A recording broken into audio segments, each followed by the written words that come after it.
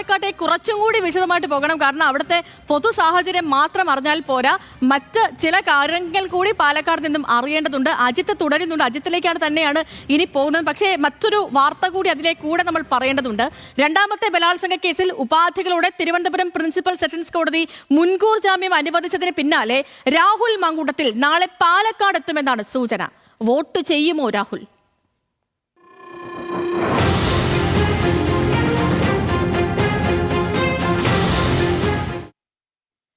അപ്പോ നാളെ വോട്ട് ചെയ്യാൻ ഒളിവിലുള്ള രാഹുൽ എത്തുമെന്നാണ് വിവരം. പാലക്കാട് നഗരസഭയിലെ കുന്നത്തൂർമേട് സെന്റ് സെബാസ്റ്റ്യൻ സ്കൂളിലാണ് രാഹുൽ വോട്ട് ചെയ്യേണ്ടത്.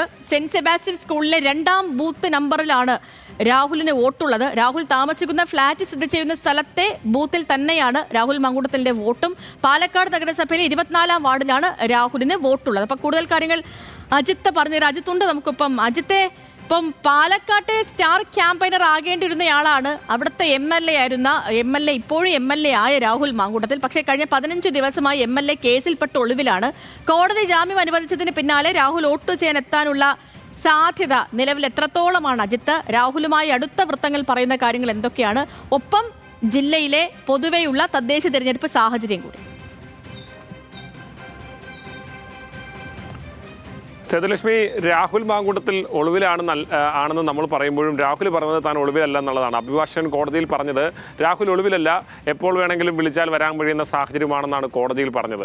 പക്ഷേ നാട്ടുകാർക്ക്, അരിയാഹാരം കഴിക്കുന്ന മനുഷ്യർക്ക് കാരണങ്ങൾ അറിയാം. കഴിഞ്ഞ കുറേ കാലമായി 15 ദിവസത്തോളമായി രാഹുലിനെ കാണാനില്ല. തമിഴ്നാട്ടിലും അതുപോലെ തന്നെ കർണാടകത്തിലും ഒക്കെയായി രാഹുൽ ഒളിവിലായിരുന്നു. അതിനുശേഷം ഇപ്പോൾ രാഹുൽ തിരിച്ച് കേരളത്തിലേക്ക് എത്തിയെന്ന സൂചനകൾ അടക്കം ലഭിക്കുന്നതിനിടയിലാണ് ഇന്ന് 2 കേസുകളിലും ഇത്തരത്തിൽ ആശ്വാസം ലഭിക്കുന്ന പശ്ചാത്തലത്തിൽ രാഹുൽ നാളെ വോട്ട് ചെയ്യാൻ എത്താനുള്ള സാധ്യതയുണ്ടെന്ന് രാഹുലിനോട് അടുത്ത് നിൽക്കുന്ന വൃത്തങ്ങൾ പറയുന്നത്.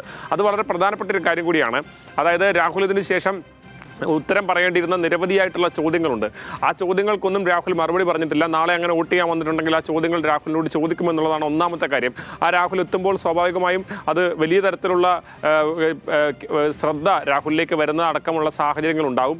അതുമാത്രമല്ല, രാഹുലിന് പാലക്കാട് ജില്ലയിലെ കോൺഗ്രസിൽ നിന്ന് അകമഴിഞ്ഞ പിന്തുണയാണ് ഈ ആരോപണങ്ങളെല്ലാം വന്നതിന് ശേഷവും ലഭിച്ചത്. പ്രത്യേകിച്ച് നമുക്കറിയാം, ഒരു നിർണായകമായ ഫൈറ്റാണ് കോൺഗ്രസിനെ സംബന്ധിച്ച് പാലക്കാട് നഗരസഭയിൽ. ഇത്തവണ നഗരസഭ പിടിക്കാൻ വേണ്ടിയുള്ള ഫൈറ്റാണ് നടത്തിക്കൊണ്ടിരുന്നത്. പക്ഷേ അതിനിടയിൽ രാഹുൽ മാങ്കൂട്ടത്തിൽ എത്തി പ്രചരണം നടത്തുകയും ശ്രദ്ധ അങ്ങോട്ട് പോവുകയും ചെയ്തപ്പോൾ പോലും രാഹുൽ പ്രചരണത്തിന് ഇറങ്ങരുതെന്നോ മാറി നിൽക്കണമെന്നോ പറയാത്തൊരു DCC ഉള്ള സ്ഥലമാണ്.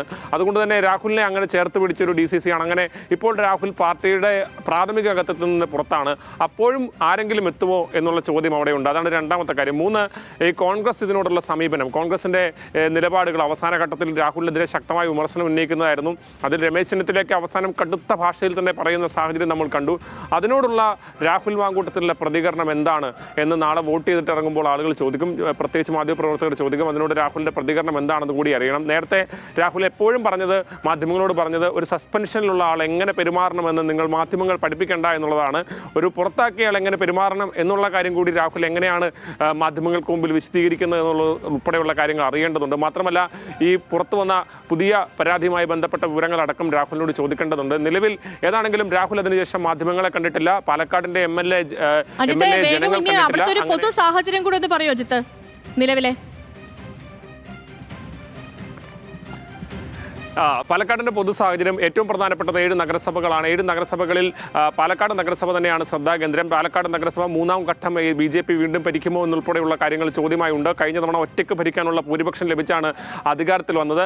അതുപോലെ തന്നെ പട്ടാമ്പി നഗരസഭ പ്രധാനപ്പെട്ട സ്ഥലമാണ്. പ്രത്യേകിച്ച് V4 പട്ടാമ്പിയുമായി ചേർന്നാണ് കഴിഞ്ഞ തവണ LDF അവിടെ ഭരണം പിടിച്ചത്. പക്ഷേ ഇത്തവണ V4 പട്ടാമ്പിയിലെ പ്രധാനപ്പെട്ട ആളുകളെല്ലാം UDFിലേക്ക് തിരിച്ചുപോയി. അതുകൊണ്ട് തന്നെ അവിടുത്തെ ഭരണം ആർക്കൊപ്പമായിരിക്കും എന്നുള്ളത് ഉൾപ്പെടെയുള്ള അറിയേണ്ടതാണ്. BJP ശ്രദ്ധ കേന്ദ്രീകരിക്കുന്ന ഒറ്റപ്പാലം, ഷൊർണൂർ നഗരസഭകളിൽ വലിയ മത്സരം നടക്കുന്നുണ്ട്. അവിടുത്തെ റിസൾട്ട് എങ്ങനെയായിരിക്കും, എങ്ങനെയായിരിക്കും അവിടുത്തെ കക്ഷിനില എന്നുൾപ്പെടെയുള്ളത് കേരളത്തിന്റെ തന്നെ രാഷ്ട്രീയ പശ്ചാത്തലവുമായി ചേർത്ത് വായിക്കേണ്ട സാഹചര്യം ഉണ്ടായിരിക്കും. മറ്റ് നഗരസഭകളിലും ശക്തമായ മത്സരം നടക്കുന്നു. പ്രത്യേകിച്ച് ഗ്രാമപഞ്ചായത്തുകളിലേക്ക് വന്നാൽ, ഗ്രാമപഞ്ചായത്തുകളിൽ 26 UDFും ബാക്കി 62 LDFും ഭരിക്കുന്ന സ്ഥലമാണ്. മാത്രമല്ല, ജില്ലാ പഞ്ചായത്തിലും ബ്ലോക്ക് പഞ്ചായത്തിലും ഒക്കെ സമഗ്രാധിപത്യം LDFിനുള്ള സ്ഥലമാണ്. അത് തകർക്കുമെന്നുള്ളതാണ് UDFിന്റെ പ്രധാനപ്പെട്ട വാചകം. അത് അങ്ങനെ തന്നെ ആകുമോ, അത് LDF കഴിഞ്ഞ കുറേ കാലങ്ങൾ ശരി, കാലങ്ങളായി അപ്പൊ അതാണ് പാലക്കാട്ടെ നിലവിലെ സാഹചര്യം. ഒപ്പം തന്നെ ഇതിൽ ഏവരും ഉറ്റുനോക്കുന്നത് പാലക്കാടിന്റെ MLA 15 ദിവസത്തെ ഒളിവ് ജീവിതത്തിന് ശേഷം തിരികെ എത്തുമോ എന്നുള്ളതാണ്. പിന്നെ നമ്മളെ സംബന്ധിച്ച് നമ്മളാണ് MLA കാണാത്തത്, പക്ഷെ അഭിഭാഷകൻ കാണുന്നുണ്ട്. അഭിഭാഷകൻ പറയുന്നത് പാലക്കാടിന്റെ MLA ഒളിവിലല്ല എന്നുമാണ്.